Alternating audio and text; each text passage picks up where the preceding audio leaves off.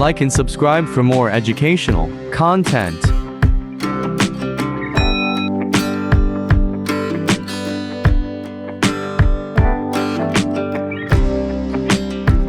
Hello friends, લેરી accounts વાલામાં આપ લોકોનું હાર્દિક સ્વાગત છે. મિત્રો, આજે આપણે કંપનીના વાર્ષિક હિસાબો નામનું ચેપ્ટર સ્ટાર્ટ કરવા જઈ રહ્યા છે. હવે આ ચેપ્ટર તમને ખ્યાલ છે પૂરેપૂરા 11 માર્ક્સનો ચેપ્ટર છે, કમ્પલસરી ચેપ્ટર છે. આમાંથી તમને એક દાખલો ચોક્કસ પૂછાશે અને આ જ ચેપ્ટરથી સંબંધિત એવું નાણાકીય પત્રકોનું વિશ્લેષણ, એ પણ મિત્રો તમારું 6 માર્ક્સનું ચેપ્ટર છે. એટલે 11 ને 6 17 માર્ક્સ થયા.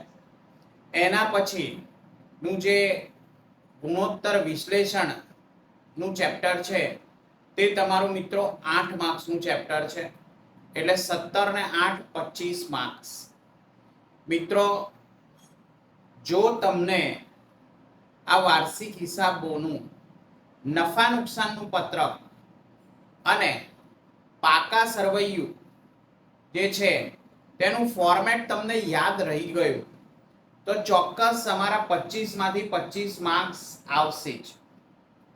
હવે જે નફા નુકસાનનું પત્રક છે અને પાકું સરવૈયું જે છે તેની વિગતો થોડીક અટપટી છે અને ખૂબ વધારે વિગતો છે, તેને યાદ રાખવી અઘરી છે. તો આ જ વસ્તુને આપણે સરળ બનાવવા માટે મેં સલમાન ખાન અને નોરા ફતેહી નું એક્ઝામ્પલ લીધેલું છે. આ એક્ઝામ્પલ મિત્રો મેં એટલા માટે પસંદ કરેલું છે કારણ કે આ બંને સેલિબ્રિટી બોલિવૂડની ખૂબ જ ખ્યાતનામ, પ્રખ્યાત અને સક્સેસફુલ જે કહી શકાય એ ફિલ્મ ઇન્ડસ્ટ્રીના ખરેખરના સ્ટાર છે. હવે આ સલમાન ખાન અને નોરા ફતેહીના નામનો ઉપયોગ કરીને ફક્ત એજ્યુકેશન એટલે કે તમને સારું શિક્ષણ મળે કે તમને આ જે વિગત છે થોડી અટપટી છે એ ખૂબ જ સરળતાથી યાદ રહી જાય તેના માટે તેમનો ઉપયોગ કરેલો છે.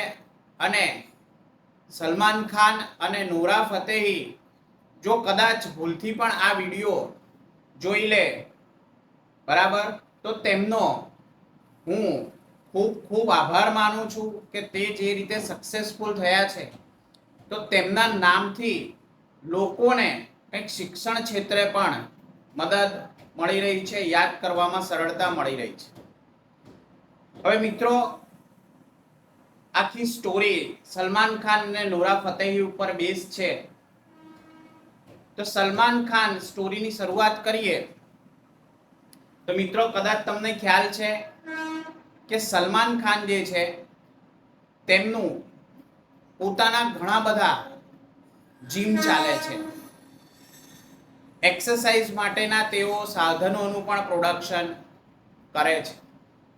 તો મિત્રો અહીંયા આપણે ઉદાહરણ એમનું જ લીધેલું છે માટે ખૂબ જ ધ્યાનથી આપણે આ સ્ટોરીને સમજીશું કે સૌપ્રથમ અહીંયા લખેલું છે કે સલમાન ખાનનો જીમના સાધનોનો ઉત્પાદન અને વેચાણનો ધંધો છે. મિત્રો, તેમનું જીમના સાધનો અને વેચાણનો ધંધો છે એટલે એ એમનો મુખ્ય ધંધો છે, મુખ્ય આવક છે. તેમની ફેક્ટરીની બાજુમાં આવેલી જગ્યા તેઓ ભાડે આપે છે. હવે તેમની ફેક્ટરી જે છે જ્યાં જીમના સાધનોનું ઉત્પાદન થાય છે એની બાજુમાં જ એક જગ્યા પડેલી છે મિત્રો, તો તે જગ્યાને ભાડે આપીને પણ અમુક આવક મેળવતા હોય છે. હવે આ બધી જે વાર્તા છે એ આ વાર્તા છે, આને સત્ય હકીકત સાથે કોઈ સંબંધ છે નહીં મિત્રો, બરાબર.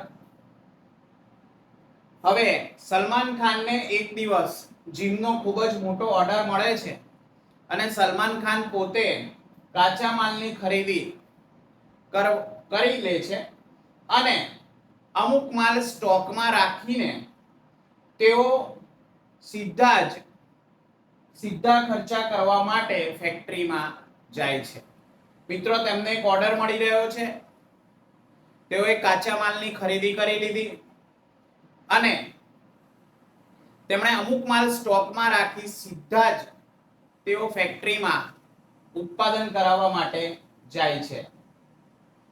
હવે માલ ઉત્પાદિત થઈ ગયો ત્યાંથી તેઓ કર્મચારીઓ પાસે એ ઉત્પાદિત માલને પેક કરાવવા માટે જાય છે, જેથી કરીને તેનું સારું બોક્સ પેકિંગ ને એવું બધું થઈ શકે. હવે ત્યાંથી તેઓ નીકળે છે ત્યારે રસ્તામાં એક બેંક આવે છે અને એ બેંકમાં તેઓ બેંક લોન નું જે વ્યાજ છે એ ચૂકવી દે છે. હવે બસ ત્યાંથી બેંકથી બહાર નીકળતા જ હોય છે ત્યાં એમના એકાઉન્ટન્ટનો ફોન આવે છે કે સલમાન સર, મેં ઘસારો અને અન્ય ખર્ચા નોંધી લીધા છે અને તેના આધારે કુલ ખર્ચની ગણતરી કરી લીધી છે અને કરવેરા પહેલાનો નફો શોધી નાખ્યો છે. બસ મિત્રો, આ આટલી જ વાર્તા છે. હવે આ વાર્તા ને આપણે જે કંપની કાયદો 2013 છે તેનું જે નફા નુકસાનનું પત્રક છે તેમાં આપણે સમાવિષ્ટ કરી લઈએ. તો મિત્રો, મેં તમને જેમ કીધું, સલમાન ખાનના જીવનું સાધનોનો ઉત્પાદન અને વેચાણનો ધંધો છે, એટલે કે તેમની મુખ્ય આવક વેચાણની ઉપજ એટલે કે સેલ્સ રેવન્યુ એવું કહી શકાય. હવે તેમણે જે જગ્યા છે બાજુમાં એ ભાડે આપેલી છે, માટે તેમને અમુક અન્ય ઉપજ પણ થાય છે, એટલે અધર રેવન્યુ. અહીંયા કુલ ઉપજ એટલે કે ટોટલ રેવન્યુ. આ મિત્રો આપણું પહેલું પડાવ અહીંયા કમ્પ્લીટ થાય છે.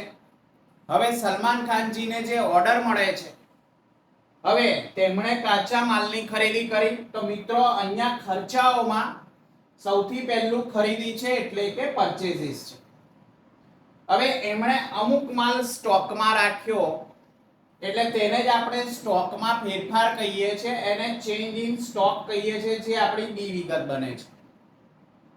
હવે તેઓ અમુક માલ સ્ટોકમાં રાખીને સીધા ખર્ચા કરવા માટે ફેક્ટરીમાં જાય છે, એટલે અહીંયા સીધા ખર્ચા એટલે ડાયરેક્ટ એક્સપેન્સ નામનું ટાઇટલ આવે છે. હવે આ જે માલ ઉત્પાદિત થઈ ગયો તેને લઈને તેઓ કર્મચારી પાસે જાય છે, એટલે એમ્પ્લોયી બેનિફિટ એક્સપેન્સીસ એ શબ્દ આપણે કર્મચારી લાભના ખર્ચા તેઓ ચૂકવે છે તે યાદ રાખવું. હવે આ માલ સામાનને પેક કરાવીને તેઓ નીકળ્યા તો રસ્તામાં એક બેંક આવે છે, ત્યાં બેંક લોનનું વ્યાજ ચૂકવે છે. એનો અર્થ એવો થયો કે તેઓ નાણાકીય પડતર એટલે ફાઇનાન્શિયલ કોસ્ટ ની ગણતરી અહીંયા મૂકી દીધી છે.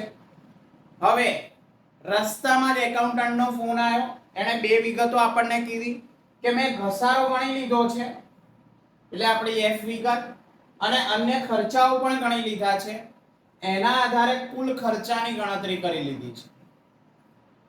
એટલે મિત્રો, હવે અહીંયા કુલ ઉપજ માંથી કુલ ખર્ચાઓ આપણે જો બાદ કરી દઈએ તો આપણને કરવેરા પહેલાનો નફો એટલે પ્રોફિટ બિફોર ટેક્સ મળી જશે, અને તેમાંથી આપણે કરવેરાની જોગવાઈ કરીએ તો એ જોગવાઈ આપણે કર્યા બાદ આપણને કરવેરા બાદનો નફો મિત્રો મળી જાય છે. આમ સલમાન ખાનજીનો જે ઉદ્દેશ્ય છે, હેતુ છે નફો કમાવાનો, એમને સારો એવો નફો અહીંયા મળી ગયો છે. હવે એ નફો મેળવવા માટે ચોક્કસપણે એ નોરા ફતેહી સાથે કશેક ફરવા તો જશે જ. તો મિત્રો, નેક્સ્ટ જે પાર્ટ 2 છે એ તમારું પાકા સરવૈયું જે આખું બનાવેલું છે એનું ફોર્મેટ છે. હવે એ સ્ટોરીમાં કેવી રીતે આવે છે તેના માટે તમે આતુરતાથી રાહ જોતા રહો, અને ચોક્કસપણે એ એપિસોડ આપણે ખૂબ જ જલ્દી મૂકીશું. આ ફોર્મેટ તમને યાદ રહી ગયું હશે મિત્રો. કુલ 25 માર્કનું ફોર્મેટ છે. તમારા મિત્રોને વધુને વધુ શેર, લાઈક અને સબસ્ક્રાઇબ કરતા રહો, જેથી કરીને ખૂબ જ સહેલા ઉદાહરણથી તમારા 25 માંથી 25 માર્ક્સ આવી શકે. મિત્રો હું સાઈડ ઉપર ખસી જાઉં છું, તમે આનો સ્ક્રીનશોટ લઈ શકો છો. હવે સ્ક્રીનશોટ લઈને તમને યાદ રહી જશે બધી જ વિગતો.